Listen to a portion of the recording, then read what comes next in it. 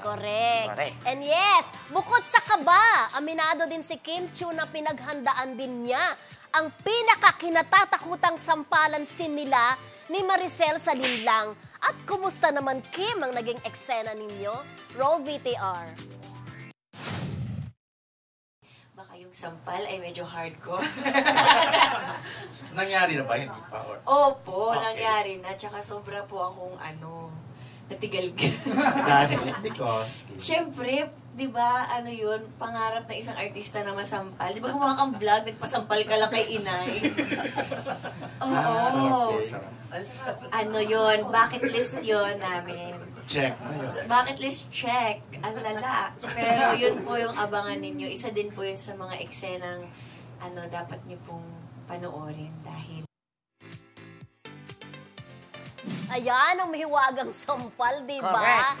At di ba sabi nga ni Kim Chiu, bucket list yata ng mga artista ang masampal ng isang Maricel Soriano. Kasama ba sa bucket list mo yan? Oo naman ako, bucket list na makatrabaho ko siya sa isang serye. Joke! Pero parang sa'yo hindi Parang bagay ba? yung sampal. Hindi. Parang suntok, pwede.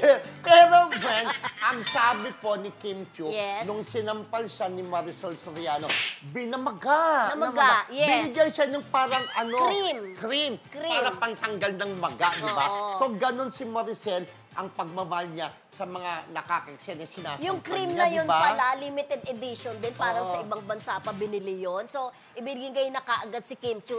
In case nga naman na talagang matodo yung Oo. sampal at mamaga yung mukha. Pero sabi nga ni Maricel, talaga daw dapat itodo yung sampal. Oo. Kaya lang siyempre, hindi ko po pwedeng sabi kung bakit kailangang magalit siya kay Kim Chiu. May reason po. So abangan nyo ang linlang na mapapanood na po sa Prime Video simula sa October 5.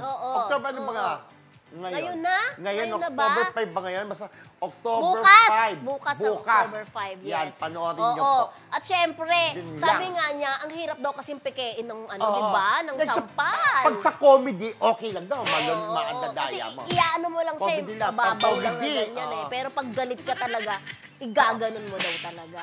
Galit si Maricel sa eksenang yun. Kaya- Kung bakit po, yan malalaman Ang niya, di ba? pagsampal daw niya galing sa ilalim, Oo, di dito. ba? Sakit, Oo, di ba? yun, oo, masakit yun. Parang si, mo natatanda ko, friend, Oo. si Vice Ganda, ang talagang sabi niya, magiging kompleto ng pagiging artista ko kung masasampal ako ni Maricel Soriano na idol niya. Oo. Ngayon, nasampal sa ni Maricel din sa Girl, Boy, Bakla, Tomboy na pelikula na gumanap siya bilang mag-ina, di ba? Pero naalala ko lang, sabi ni Kim, hindi naman daw masyadong namaga. Oo. Siyempre, siguro pag pinaghandaan mo, di ba, paghahandaan mo na yung pain eh. Pero naalala ko lang, di ba, naging issue din yun, parang namaga ata yung mukha ni Ding Dong Dantes. Oo.